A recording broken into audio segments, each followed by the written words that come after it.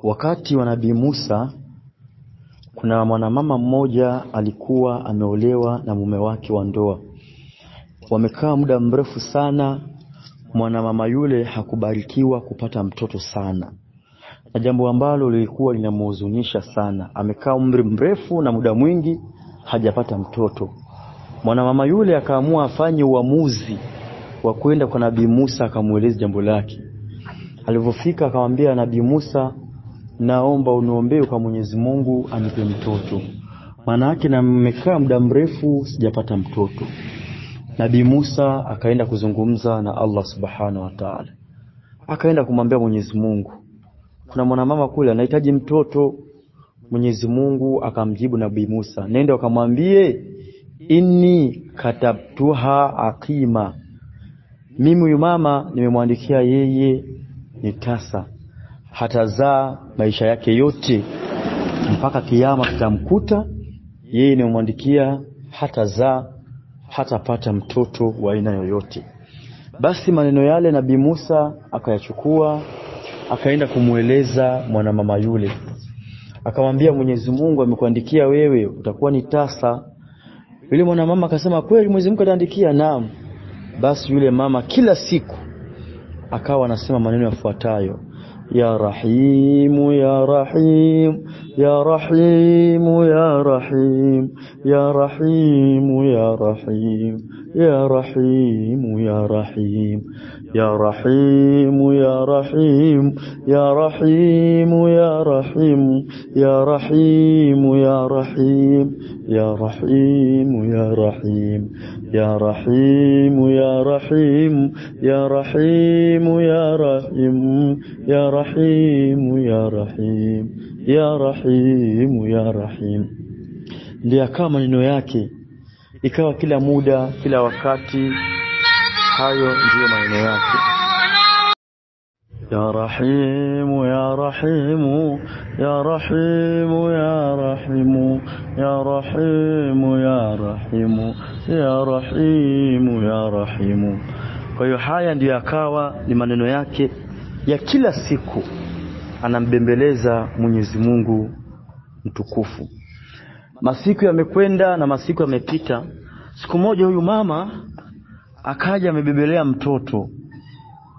Akapita kwa Nabii Musa akasalimiana naye. Nabii Musa akamuuliza, na huyu mtoto aliombeba ni wa nani?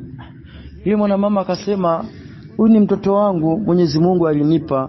Kwa kweli Nabii Musa akachanganyikiwa. Nabii Musa akashangaa, inawezekanaje wakati Mwenyezi Mungu niliongea naye akasema huyu mama ni tasa, hawezi akazaa. Sasa mbona amezaa, imewezekanaje? Ikabidi Nabii Musa afunge safari ya kwenda kumuuliza Allah Subhanahu wa Ta'ala. Akamwambia, ya Rabbi, huyu mama umesema amezaa azai na sasa amepita na mtoto.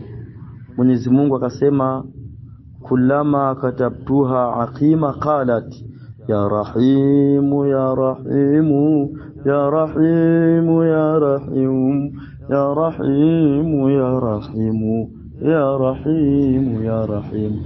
Huyu mama nimemwandikia kweli ni tasa, lakini kila nilivyomwandikia ni tasa alikuwa maneno yake ni ya Rahimu, ya Rahimu, ya Rahimu, mpaka Mwenyezi Mungu anasema huruma yangu, rehema yangu ikatangulia kudra yangu, basi nikamwandikia mtoto.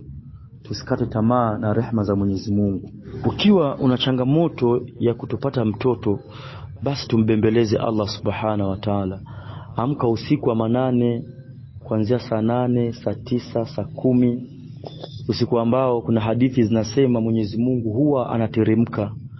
Basi shika udhu, swali raka zako 2 sunnatul haja, muombe Allah, kisha dumu na vitu vitatu. Jambo la kwanza, anza istighfari. Muombe Mwenyezi Mungu msamaha mara 100. Astaghfirullah, astaghfirullah, astaghfirullah, astaghfirullah, astaghfirullah, astaghfirullah, astaghfirullah mara 100. kisha msalie bwana mtume Muhammad sallallahu alaihi wasallam mara 100. Allahumma salli ala Muhammad ya rabbi salli alayhi wa sallim. Allahumma salli ala Muhammad ya rabbi salli alayhi wa sallim. Allahumma salli ala Muhammad ya rabbi salli alayhi wa sallim. Inshallah, jambo la tatu, soma neno hilo ya Rahim mara 313. Ya Rahim ya Rahim ya Rahim ya Rahim ya Rahim ya Rahim ya Rahim ya Rahim. Inshallah huo ni uradi huo, kisha muombe Mwenyezi Mungu. Inshallah kwa uwezo wake na utukufu wake Mwenyezi Mungu atakufariji, atakupatia mtoto. Amin.